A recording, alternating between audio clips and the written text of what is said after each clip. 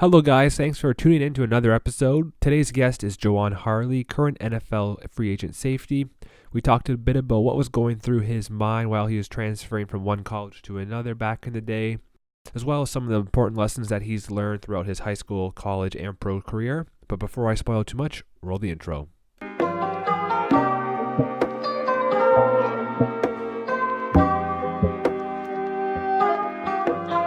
Hopefully this works. First time using this thing, so we'll see how it goes. Oh, it'll work. I believe it will. Third time the charm, right? Third time's the charm, right? Yeah, man. So again, thanks for coming on tonight to do this. For those of us that don't know too much about your story, give us a bit about your background in football and how you got started playing, and maybe a bit about your high school career. I picked up the football first time ever at 18 months, I was told. And, ever since then, it's been a journey towards getting to the top of the pinnacle. I don't remember. I was just told at 18 months, my dad, every night he had to throw the football with me. If it was just 5 minutes or a whole hour, but we had to get that football thrown. And so, as I grew up, I picked up other sports such as track, basketball, and other things. And also, I was part of martial arts as well at an early age. In high school, that's when I really started to hone my abilities and really understand that I can do certain things that many couldn't do at my age and at that time. Um, it was a very, very humbling at that time because I didn't realize how gifted I was because I worked so hard. So I really just thought it was hard work paying off, which it was technically, but I really started to understand what kind of gift I was blessed with. And, it took me to getting scholarships all over the country. It took me to getting to the pinnacle, the NFL, and playing some arena and some CFL and stuff. So, yeah, my journey has been pretty wild, including being my own agent and nutritionist, strength coach, and businessman as well. Yeah, kind of a jack of all trades kind of thing. Yeah. It's it's crazy how much health and fitness has evolved now into pro sports, and how much of a factor it is when you got guys like Tom Brady and Drew Brees, playing into their late 30s or early 40s. They wouldn't be able to do it, you know, 40, 50 years ago without the modern technology of health and fitness. So it's interesting to see that, or to hear that you've really taken a focus onto that and kind of understanding how important it is as an athlete. Oh, definitely, man. You have to. They have studies that shows that, at a certain age, an athlete starts to deteriorate. But if the athlete is or the person is taking care of their body, putting the right things in their body, and not abusing their body, it's a great chance that you will surpass that standard or that statistic that's out there. Many times they say by the age of 25, athletes start declining. But actually, in reality, when you're taking care of your body, it's a great bridge when an athlete at age 27, 28, 29 is just hitting their peak. And that's when they are stronger than ever, faster than ever. The testosterone is at a high peak. So, it's basically how you treat your body. You have to treat it like it's a car. If you want your car to last for a long time, you checking the oil, keep it tuned up, and that's the same thing with the body. Yeah. And I think too, talking about health and fitness, a lot of people they first jump to physical health and physical fitness, but I think mental fitness and mental health is just as important as physical health and physical fitness. What are some things that you do to kind of keep your mental health kind of in check? Well, what I do is I surround myself with positive people and positive things.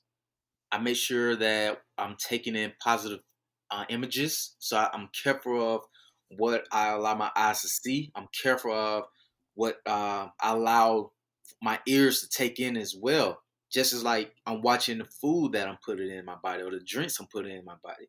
So I feel like that's what's helping me stay a positive person, staying motivated, staying encouraged through hard times, overcoming battles because my intake on the images and the sounds that the universe gives, that's what I focus on, positive energy. And that's what's helping me keep my confidence up through hard times. Hmm. Yeah, talk maybe about how much that helped you kind of. I know you had transferred away from Florida State, and that probably wasn't an easy decision to make, or one that you couldn't make without the help of others. Whose advice, or who did you kind of seek out to help you make that decision? Well, I relied on my parents a lot. You know, they are very supportive. They always allow me to make decisions. They stand behind them, and no matter what, they given support 100%.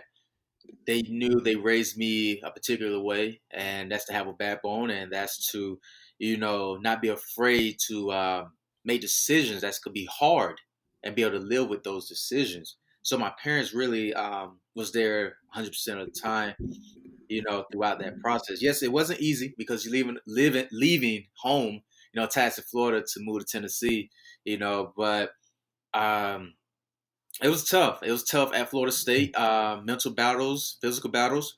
Overcoming heat stroke, two swollen kidneys. Then having coaching changes. Coaches want to move you from one position to another, just to get you out of their hair. And then you go to the next school, and coach want to change how you play, and you have to figure out how to keep your confidence up to come up with some great stats and numbers that when I look back on is like, wow, these are stellar numbers. Yeah, yeah, I can't even imagine. I mean, Florida State is a pretty big school, and I think for me and for a lot of people, it would take a lot of guts to transfer away from that school, kind of leaving the big ACC school and going to Middle Tennessee State, which obviously isn't a Power Five school. Um, what were kind of your emotions leading up to the transfer away? Were you sad to leave Florida State at all? Did you have any, moments shortly after where you thought you had made the wrong decision or you regretted it at all? No, no. One thing I do not do is regret because that's how things were supposed to be.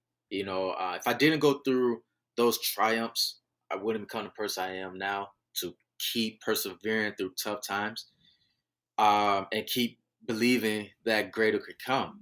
Um, yes, I knew it was a powerhouse team, but knew my ultimate goal, and that's was and still is to be in NFL, to get to that pinnacle and stay to that pinnacle. But you have to make sacrifices, and one thing that I really remember, and I'm always going to take heed to, and that's what Jimbo Fisher always preached.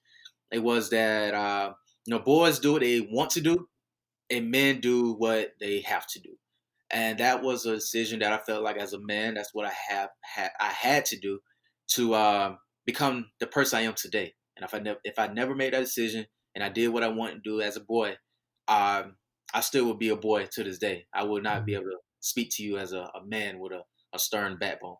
Mhm. And again, yeah, sorry, the main motivation for leaving, was it the position change or was it playing time? Was it a combo of both? Well, it was a position, playing time. I'm a competitor, so at the end of the day, I will put in the work to get my playing time. That's no problem with that. What it was, they wanted to move me to linebacker, which I was fond of. I was cool with, but I asked for a red shirt so I could learn the position.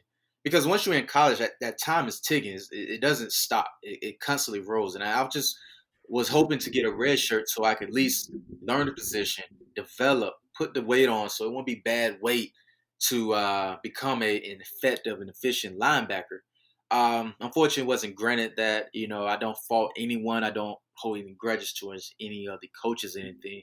I just knew that it was just time to move on. But on a great note is that when they tried to move me there, I learned three positions. So now you're saying a guy, he learned corner, safety, and linebacker in college. So that's seven positions that many, many, many athletes don't get a chance to do in football. For sure. No, yeah, it's almost like you can play different positions now, no matter what league you go to. Different leagues are set up, different play styles, different teams, different play styles. So you're right. Yeah, I gave you a lot of flexibility for the future. Um, Absolutely. then when you transferred out, and obviously you had to sit out the 2011 season when you're part of Middle Tennessee State, and I know that that team didn't do so hot that year. I think you guys went 2-10 or something like that. What was kind of going through your mind? on the sidelines, not able to participate and not helping your team when they were struggling on the field? What was going through my mind is because at that time I'm on scout team, Mm, and I'm like, well, I must go harder to help these guys out. I feel like I was letting the team down because what they do in practice is what you do in the game. So my philosophy was I had to keep going harder and go harder, and I felt bad because the scout team, which I was a part of, didn't make the team better, and that's what was going through my head. I couldn't make the team better when I really felt like I should have.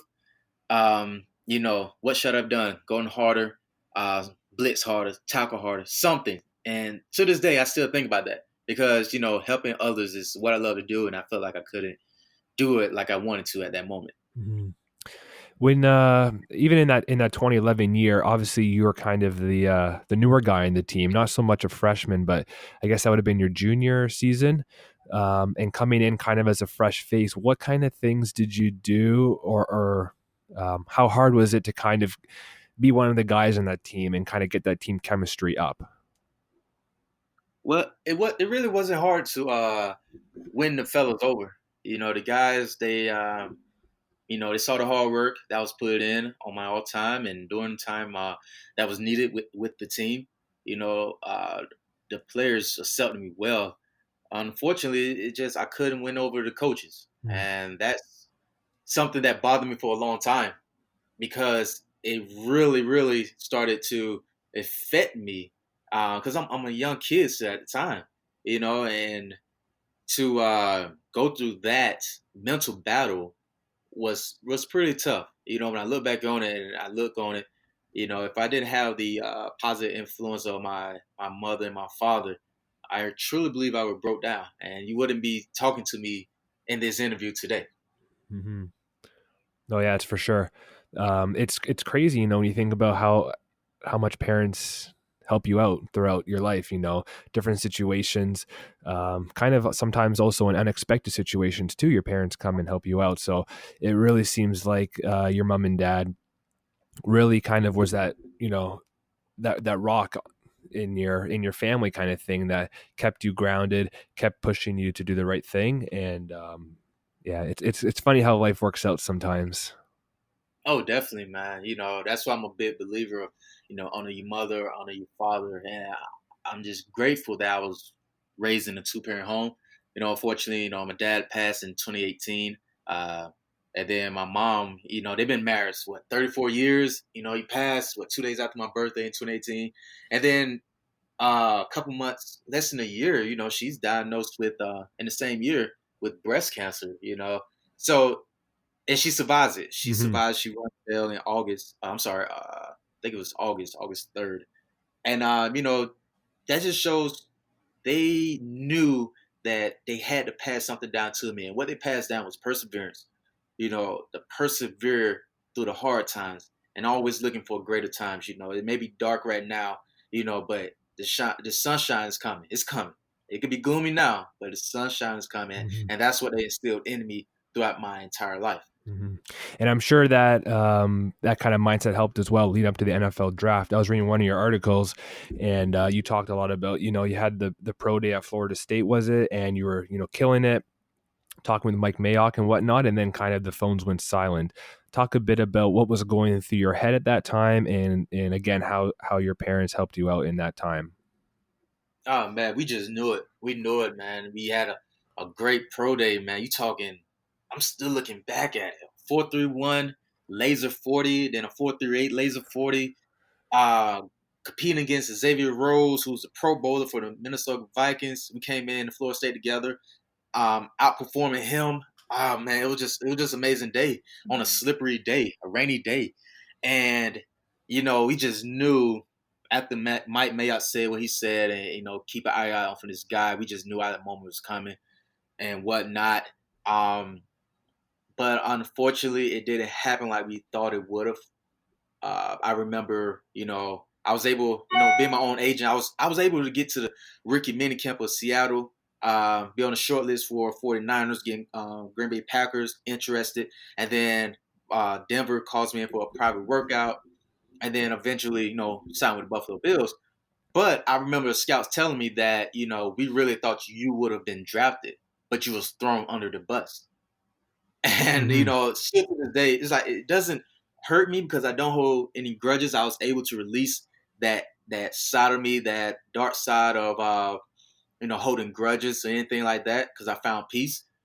It's just at that moment I was like, wow, somebody really would throw a kid under the bus. Hmm.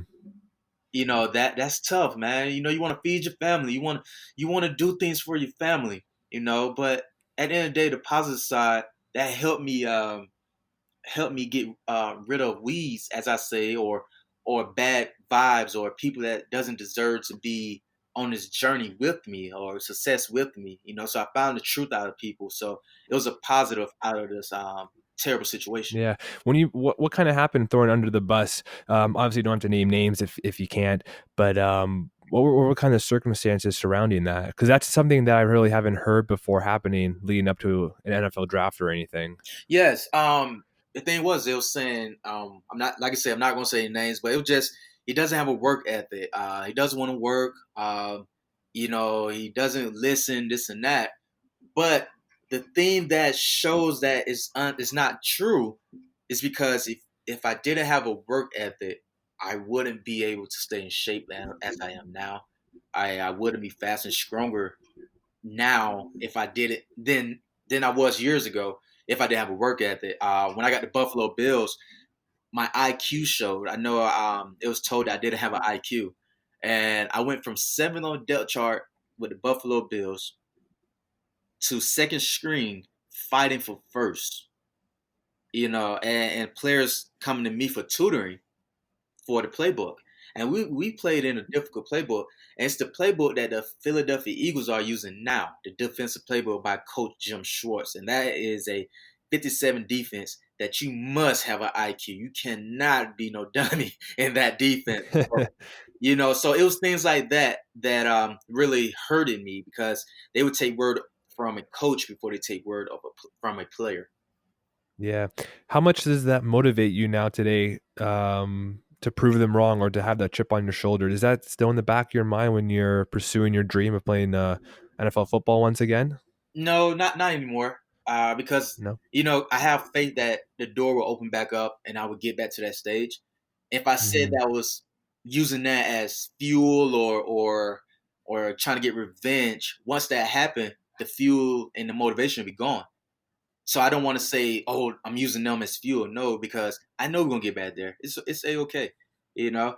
Just like they did it. My college coaches didn't know when I dropped out of school. I went back. I went back to school, get my degree. I'm working on classes now for masters and certifications, things like this. I was labeled pretty much, if you want to say, a dummy. I was really labeled that. I was Hmm. really Hmm. labeled that. But you talk to a guy who became his own agent, who figured out every team's email address, who was able to articulate himself to get himself on short lists, emergency lists, become his own agent, be able to market, start his own business, and etc. Right now I'm working with a company that I was fortunate enough to they started making 40,000 a k. Now the company's up making nearly 90,000 a k. Simply because of what I brought to the table. So it's just wow. I know it's a little off topic, but no, I'm not using it for fuel. It just my fuel is helping others understand that you can overcome something, no matter if someone puts you down or whatnot. You can still achieve. You just got to keep pushing, and eventually, when you get when you get up off a person, eventually they're gonna get up and start moving. Yeah, yeah. Was that kind of the motivation for you to start your was it your company Make Adjustments Delete Excuses, MADE? Was that the kind of your frame of mind when you were starting that? Absolutely, man. Absolutely. I remember it, man. I'm driving. I'm driving around Tallahassee at the time. I was just driving around, and it hit me, man. It was like, you know what? There's no excuses. There's no excuses. It's people who've been through more things than you have, going through things worse than you ever have, and you just need to make adjustments, delete excuse, and just keep going. And I keep thinking I'm always going to bring up my parents, particularly my dad. He was an HVAC worker. He inhaled asbestos, the chemical that deteriorates your lungs. And he never made an excuse. He never made an excuse. Each and every day, just got up and continue to be him, bring positive energy, and keep going. So yes, I came up with make adjustments, delete excuses, because that's life. Life will never be perfect, but you have to keep going. You cannot stop. You have to keep marching forward. Mhm. What's the or what kind of company is it? Do you do like personal training with it? Do you do consulting? Are you just kind of content creator creating content for other athletes to inspire them? What it is health and fitness, but I use motivation in it as well. And let me tell you why. Because the thing is, I know my story, what I go through, and what I've been through. I know the purpose is always bigger than me. So I figured out if I use this to motivate others and help them get their lives healthier, eating right, living right, getting body in the shape that they want to be, that I can enhance their mind, body, and spirit. And once I could do that, I'm enhancing lives, encouraging others, and now we have a wave of others just picking up the energy of now living, making adjustments, delete excuses. I can do this. I will do this. I can conquer. No, for sure. That's like again, it's such a huge part of sports nowadays is the mental health and the Yeah. motivation part of it. You see so many athletes that the stereotypical five-star athlete that just has all the skills to be the next great thing, but then something just isn't there mentally. And I think a lot of young kids can use the sort of guidance that you're preaching in order to either take that next step or kind of maintain the level that they're at right now. Oh, definitely. It's a lot of things, especially these young kids, man. It's so much. You have the social media. You want to impress somebody on social media. You want to respond to this. They have this to say. You really have to learn how to ignore the noise. You have to really control that 6 inch between your ears, man. You have to really focus on you. You have to be in tune with your star player with it, which is you.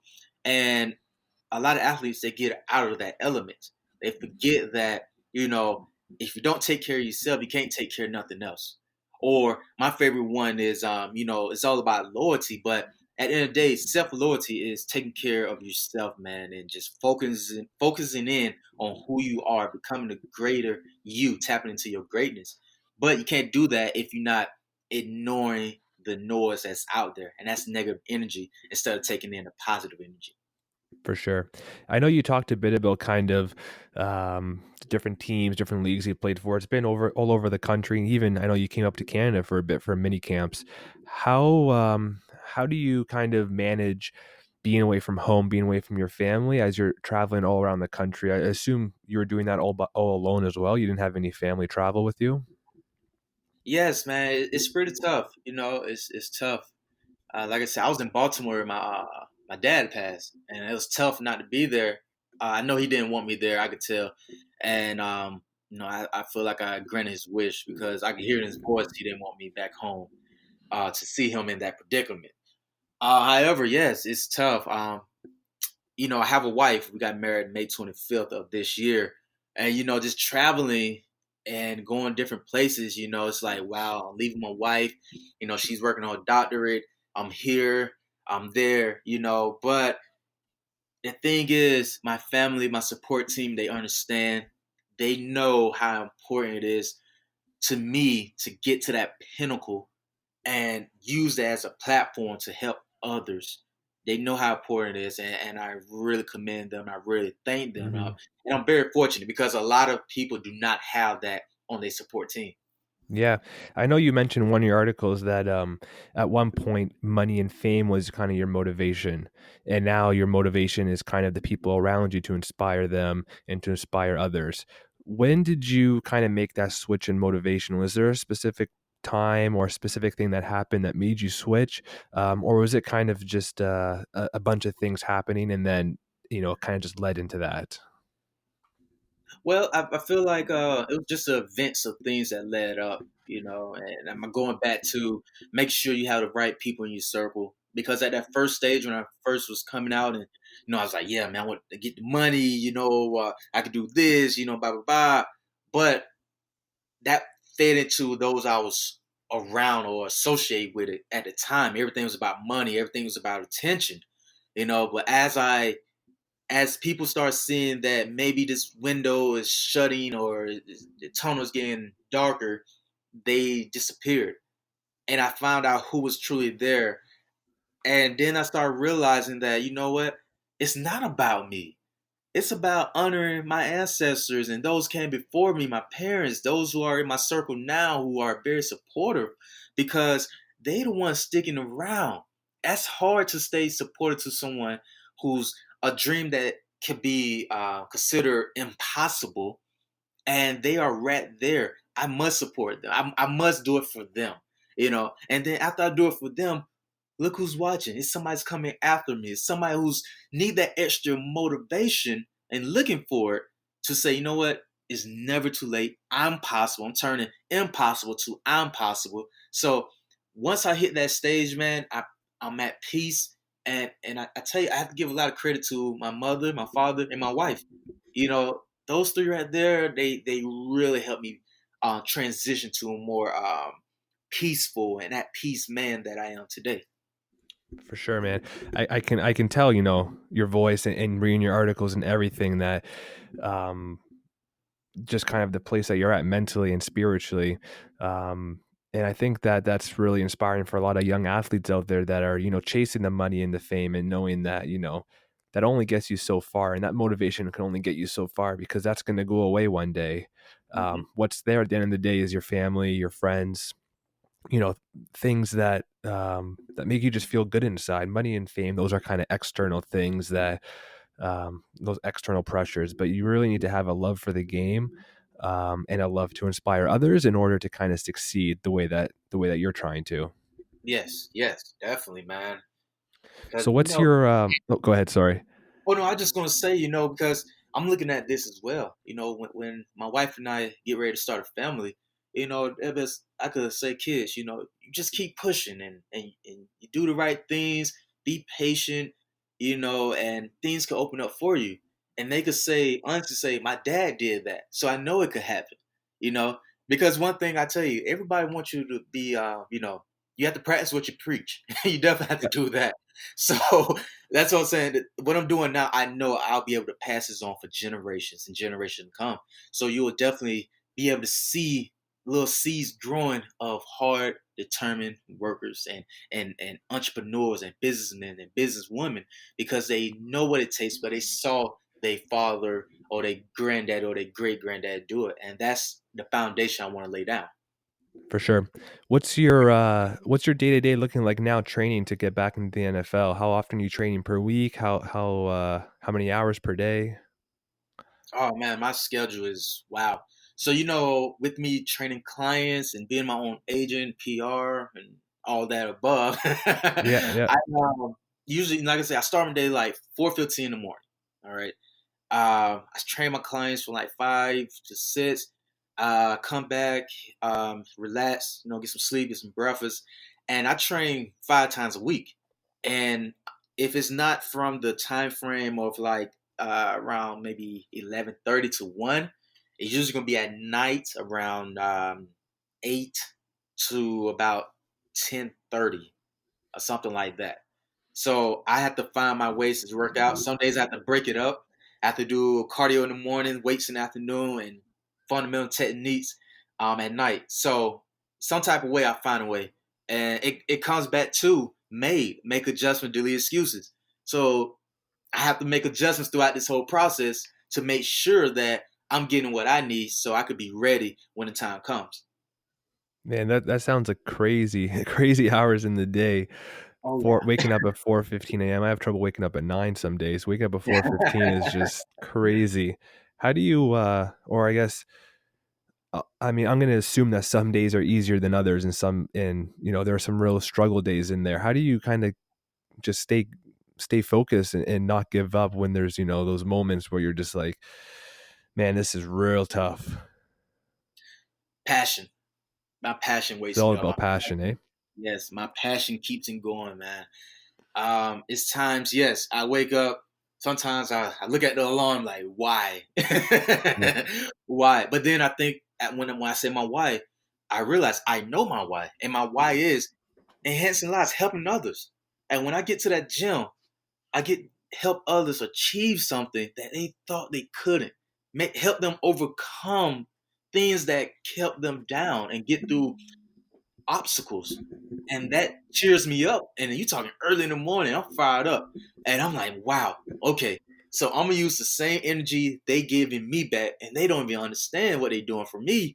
And I'm gonna put it into myself. And it just constantly roll the energy, the energy. You'll hear me speak on it a lot.